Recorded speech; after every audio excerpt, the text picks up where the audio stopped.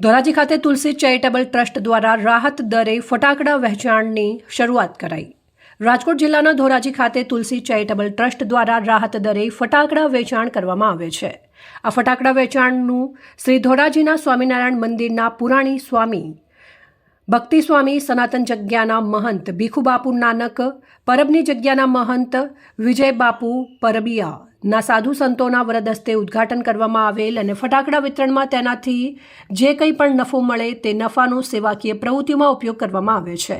આ ટ્રસ્ટ દ્વારા વિવિધ પ્રકારની સેવાકીય પ્રવૃત્તિ ચાલે છે, તેમ જે લોકો દ્વારા આ ફટાકડા ખરીદી કરતા હોય છે તે પૈસાનો સદુપયોગ કરવામાં આવે છે। તુલસી ચેરિટેબલ ટ્રસ્ટની આ સેવાકીય પ્રવૃત્તિમાં જેમ કે નવરાત્રિ મહોત્સવની ઉજવણી, રાષ્ટ્રીય તહેવારોની ઉજવણી, હિન્દુ તહેવારોની ઉજવણી, મેડિકલ કેમ્પોનું આયોજન, પશુ રસીકરણ કેમ્પ, જાહેર સામાજિક પ્રવૃત્તિઓ સહિતની પ્રવૃત્તિમાં સંસ્થા હર હંમેશને માટે અગ્રેસર રહે છે।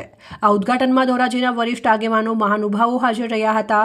આ તકે ટ્રસ્ટના પ્રમુખ રાજુભાઈ બાલધા દ્વારા જણાવ્યું હતું કે આ ફટાકડામાં જે કોઈ પણ નફો મળે છે તે સેવાકીય કાર્યમાં વાપરવામાં આવે છે। આ ભાગીરથ કાર્ય કરવા માટે તુલસી ચેરિટેબલ ટ્રસ્ટના ટ્રસ્ટીઓ તેમજ તમામ કાર્યકરો દ્વારા જહેમત ઉઠાવી હતી। રાજુ બાલધા, પ્રમુખ શ્રી તુલસી ચેરિટેબલ ટ્રસ્ટ ધોરાજી।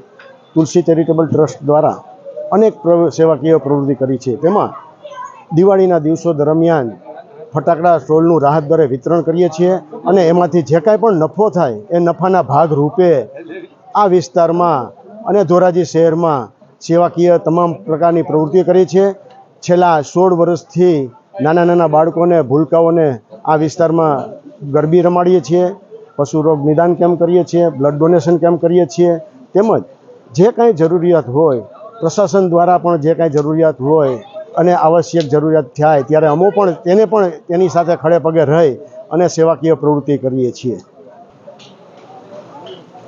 આ ફટાકડા વિતરણમાંથી જે કંઈ નફો થાય તેમાંથી નાના બાળકોને પતંગ ઉત્સવ કરી અને પતંગો આપીએ છીએ અને તે દિવસો દરમિયાન ધોરાજીની ગૌશાળાઓને ચેક પણ વિતરણ કરીએ છીએ અને જેનાથી જે કાંઈ પણ એને જરૂરિયાત હોય તે પૂરી થાય તે માટે અમે આવું કાર્ય કરીએ છીએ અને આવી અનેક પ્રકારની સેવાકીય પ્રવૃત્તિ કરીએ છીએ।